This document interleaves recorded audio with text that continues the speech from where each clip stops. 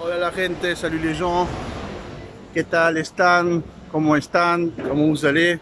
Comment allez-vous? Alors, je l'ai fait en mode Kublai. Genre, tu sais, à la Kublai quoi. Alors là, je suis, on fait un 3 en 1. Hein. Je suis dans le centre commercial Mall. Jockey Plaza, le plus vieux mall en fait de Lima Sud. C'est un énorme mall de malades. Voilà, j'essaie de trouver le magasin d'instruments de musique. Mais que la dernière fois que j'y suis venu, c'est l'année passée. Donc du coup, je suis même plus sûr qu'il y soit. Je crois qu'il y est, je le vois depuis là. Génial. Donc génial, on va faire une vidéo comme ça. Je m'excuse si vous m'entendez pas bien, j'ai pas utilisé le câble parce que ça me casse les couilles, c'est toujours pas pratique, machin, c'est... voilà quoi. Voilà, ça c'est le magasin d'instruments de musique d'une chaîne hein, qui s'appelle Audio Musica. Voilà. Donc là, vous pouvez voir, on a... ça va des gros soprano, saxo, je sais pas, pour guitare, etc. Buenas tardes.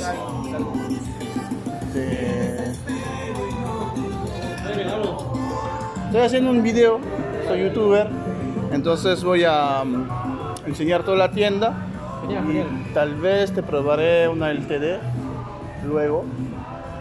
Alors voilà, donc ça c'est le magasin, vous pouvez voir. Donc là il y a vraiment tout. Donc ça fait, c'est plus ou moins le même prix qu'en Europe hein, pour les Metal Zone, etc. Les pédales, batterie électrique, batterie classique, basse, guitare. Ils ont vraiment tout quoi. Sauf qu'il n'y a pas des BC Witch, mais bon, ça pas non plus en demander trop quand même.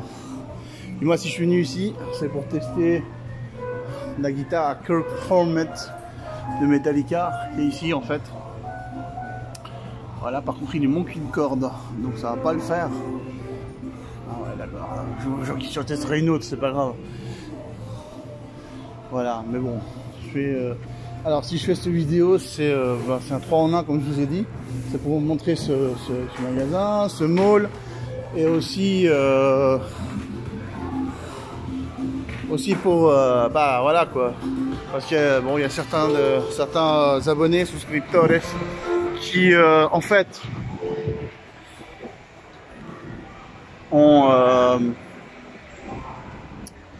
commencé à sous-entendre que j'ai pas de, enfin, je suis seulement musicien en fait. Genre voilà, je suis musicien en Suisse, c'est tout. Donc bon, ils ont pas vu mes autres vidéos. Un citron. Ouais, hein, t'as pas regardé les autres vidéos, hein. Je sais même pas s'il m'a répondu aux commentaires, j'ai même pas eu le temps d'aller regarder. J'ai pas pris le temps, je suis désolé. Hein. Voilà. Donc, bah voilà. Moi, la première formation que j'ai faite, en fait, c'est opérateur projectionniste dans un cinéma, qui est le cinéma Rex.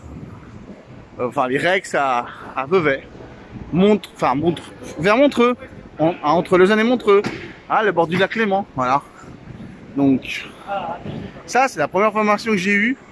Avec des potes, on a fait une association et un ciné-club qui s'appelle Ciné Nostalgie. Voilà. À but non lucratif. Hein.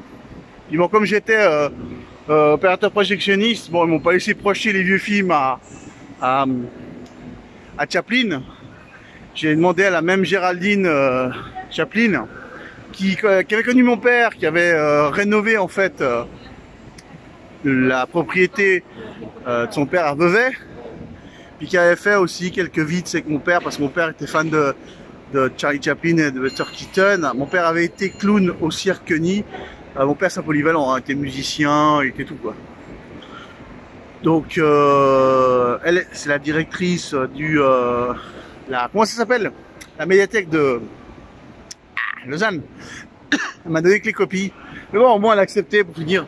Les originaux m'ont dit non, t'es fou, non. Même si t'es opérateur projectionniste, oublie, ça va se péter, c'est pas. Ouais. Donc voilà, on a mis des cycles aussi sur Mastriani, italien, français, vraiment tout, toutes les époques et tout. à but non lucratif, on faisait ça les mardis, vu qu'il n'y a pas le mardi moins cher en Suisse. Et ouais, il n'y a pas le... ouais, ils sont cons les Suisses. Et ouais, donc voilà. Et comme je travaillais là-bas, bon, on en a profité pour essayer de convaincre, voilà. Donc, voilà. Après, ben, bon, vu que ça payait que dalle, ça payait seulement l'aide sociale. Puis moi, je cherchais un apprentissage dans la vente. Ben, j'ai fait un peu de commerce, comme une pétée de gens. Donc, dans un putain de bureau d'une commune d'ailleurs qui n'existe plus en fait. C'est la commune de la Tour de Paix. Eh ouais, bah ils n'existent plus les bonhommes. Hein.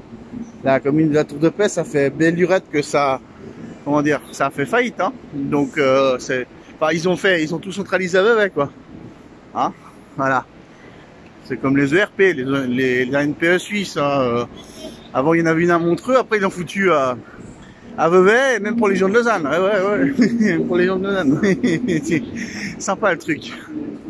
Donc, voilà, bon, moi, comme je l'ai dit, j'ai bossé là-dedans. Après, j'ai voulu bosser dans la vente. Donc, j'ai travaillé dans des magasins de fringues de seconde main, magasins de fringues en général. Voilà, plein de choses comme ça. J'ai voulu travailler dans des magasins d'instruments de musique et aussi être disquaire. Donc j'ai bossé chez Fréquence Laser, qui a fait faillite. L'an dernier, je suis bossé chez Fnac à Fribourg, alors que j'étais à Lausanne, mais bon, ils m'ont déplacé, hein, c'est comme ça. Hein, il y a vos compatriotes, les Français qui arrivent, et forcément Fnac c'est français, donc voilà. On leur donne le boulot, hein, t'as qu'à prendre le train. Hein. Et ouais, on n'est pas roi dans notre propre pays des Suisses. Hein, faut voir. Pourquoi tu crois qu'il y a l'UDC nationaliste au pouvoir? Bah, faut voir que à nous autres Suisses. Hein. Moi, ils m'ont pardonné l'aide sociale quand j'y suis retourné d'ailleurs en 2015, hein, à Fribourg. Hein. Et ouais, je suis d'origine de Fribourg, mais j'ai grandi. Comme j'ai dit, je suis né à Montreux. Donc voilà, mais on prend pas les origines. Il faut pas croire que la Suisse, comme vous pensez, c'est un pays qui a une hyperinflation. Donc voilà. Bon bref. Après, comme je vous dis. J'étais aussi prof de guitare, forcément, ça va avec la musique. Mais ça, c'était genre à part. Quand je travaillais dans un magasin d'instruments de musique, qui a eu musique à Lausanne, bah, je captais un peu des clients comme ça. On parle d'avant l'internet. Pareil quand j'étais disquaire. Donc voilà, j'en ai profité. Après, j'ai travaillé dans des instituts, genre pour les centres commerciaux Migros, etc. Donc voilà. Qu'est-ce que je peux vous dire de plus? Qu'après, je suis venu ici au Pérou, à Lima. Et puis ben j'ai commencé à enseigner dans des instituts ex-ONG, d'ailleurs bien maçonniques, hein, c'est un mec qui s'appelle Eiger, ils disent comme ça. J'étais sous-payé d'ailleurs. J'étais sous-payé, j'étais même pas payé 10 soles l'heure. Ou 15 soles l'heure qui est 5 $, tu vois, j'étais vraiment sous-payé. J'étais payé genre même pas 3 €, une connerie comme ça l'heure. Mais bon, vu que j'apprenais, voilà, c'est une opportunité, je l'ai faite. Après j'ai travaillé dans d'autres instituts qui payent plus, Civimet, qui m'a fait travailler d'abord avec des civils et par la suite avec des militaires dans la propre municipalité de Chorrillos, dans le, comment ça s'appelle, je sais plus comment on dit, la caserne, avec des cadets que j'ai formés. J'ai enseigné dans des collèges, style Recoleta. Tu vas sur Google, tu tapes Recoleta, La Molina, Lima, Pérou. Tu verras, c'est un campus le bordel, hein. C'est un collège de ouf. J'ai travaillé dans des collèges comme ça, comme j'ai travaillé dans des collèges de quartier, avant celui-là, bien sûr. J'ai travaillé dans des universités privées et nationales. Alors, les privées, c'est genre, j'ai travaillé pour, en fait, l'université Pacifico. J'ai enseigné le niveau français avancé à des diplomates. Et niveau basique au ministère des... comment ça s'appelle le ministère là de ce qu'il y a à voir avec... ministère de ambiant, tout ce qu'il y a à voir avec l'écologie, etc. Donc, voilà, ça s'appelle le MINAM. Donc voilà, j'ai toujours eu des élèves à domicile, à l'époque, cours particuliers, à part en fait. Voilà, par tout ça. Comme je vous ai dit, j'ai pu faire des économies hyper possibles pour retourner après en Suisse. Et voilà, après avoir des thunes, quoi. Mais la vérité, si j'aurais pas pu faire ça en Suisse. Ok, j'ai essayé, il n'y a pas moyen. Alors, il y a des instituts, comme par exemple le Berlitz, qui au Pérou, moi j'avais fait un test chez eux d'ailleurs. J'avais pas accepté de bosser chez eux parce que c'était assez l'esclavagisme. Mais Oui, genre, ils te comptent pas, tu restes là-bas sur place et puis t'attends qu'ils viennent les élèves, hein, sinon ils te comptent pas les heures, tu vois. Bah ouais. Mais j'ai quand même passé un test à l'époque. J'ai fait ma préparation pour l'université San Marcos en linguistique. J'ai fait un test, une évaluation là-bas chez Berlitz. C'est resté dans leur système. Donc quand je suis retourné en Suisse, et bah déjà ils ont vu que je maîtrisais l'espagnol et puis que je suis un prof natif. Puis il y en a pas des masses hein, en Suisse, c'est pas vraiment donné à tout le monde. Mais voilà, le problème c'est que ça coûte cher et puis ils peuvent pas me payer moins de 3500 balles. Donc du coup, bah voilà. Le groupe s'est jamais formé, m'ont jamais donné. Ils voulaient m'engager à mort. Ils voulaient m'engager à mort, tu vois. Mais il n'y avait pas moyen. Ils n'avaient même pas viré quelqu'un d'autre. Donc voilà. Qu'est-ce que j'ai fait en Suisse? Ben, j'ai nettoyé mi-carnat. Hein, j'ai nettoyé des chiottes, les mecs. Hein. Des bureaux, des chiottes, des sas, tout un bordel. Donc voilà. Franchement, les gars. Qu'est-ce que je peux vous dire de plus? Ah ouais, je vais vous remonter un peu le mall. Hein. C'est sympa. On dit merci. Voilà, il y a même H&M ici, vous voyez. Voilà, il y a vraiment tout. Voilà, comme ça vous voyez le mall. Ah, faites pas chier. Voilà, bon. Alors. Qu'est-ce que je peux vous dire de plus, les gars? Bah, j'ai fait tout, quoi, ok? J'ai été vendeur conseiller, disquaire, comme je vous ai dit. Comme j'ai bossé à nettoyer des chiottes, parce qu'il n'y avait pas le choix. Il n'y a pas de sous-métier, comme disait ma mère. Il n'y a que deux seuls gens. Donc voilà, je veux dire, il y a ça. Il y a tout ça, et puis voilà quoi. Qu'est-ce que je peux vous dire de plus, les gens la vérité, moi, j'ai jamais vraiment eu un boulot fixe à part dans des collèges. C'est généralement une année. Donc s'ils te renouvelent le contrat après, c'est bonne chance. Moi, ils ont fait exprès de le faire pour que je forme une petite là de Toulon, je crois. Mais après ils m'ont viré. Donc tu vois, ils m'ont fait du mobbing, etc. Donc tu vois, si ça dure une année, c'est un miracle. Les instituts, ça dépend si les groupes s'ouvrent, etc. Ça dépend si ils ont assez d'élèves pour faire assez de groupes. C'est vraiment ouais, c'est sporadique, quoi. C'est instable. Hein, je veux dire. Et puis voilà, les élèves à domicile c'est pareil. Hein, comment dire, ici ils ont du mal à s'engager, quoi. Donc c'est un peu le problème, quoi. Hein, qu'est-ce qu'ils disent comme ça? Ils aiment pas se compromettre, donc c'est le problème aussi. Hein. Même si tu leur donnes un excellent cours, etc. Que tu parles pas de conneries, que tu parles vraiment que du coup que de langue, etc. Machin, bah même, hein, ils veulent pas, c'est comme ça. Tu vois, une fois, et puis voilà, après des fois, dans certains cas, ça marche, et puis voilà, ça dure, ça dépend des gens, etc. Mais non, est-ce qu'il y a du boulot fixe ici? Oui, mais ça paye que dalle. Ça paye même pas 400 € par mois. Donc voilà, c'est comme ça ici. C'est un peu le royaume de la débrouille. Mais le coût de la vie est pas cher, tu veux te prendre une chambre ou je sais pas moi, un petit studio, un machin comme ça, chez des privés, bah et voilà, t'as pas besoin d'avoir un contrat en CDI, garant, machin, donc tu payes au minimum un mois d'avance, bah c'est bon quoi. Le loyer du mois quoi, même des fois, dans certains cas. Donc tu vois, c'est ça aussi. Donc voilà. Bon, moi je vais retourner, je vais tester cette guitare. Donc voilà les gars, moi je veux dire, faut pas croire que j'ai fait que guitariste, moi je suis polyvalent, ok, moi j'ai plusieurs professions, alors pourquoi j'ai pas de boulot? Parce que bah voilà, ils niquent l'économie, les politiciens, ils donnent des facilités à mort aux Vénézuéliens, je veux dire c'est quand même pas de ma faute, moi j'ai plus sacrifié ici, ils me donnent plus rien. Donc voilà, c'est ça, hein, c'est ce qui se passe aussi en Europe, ils copient l'Europe, j'y peux quoi moi.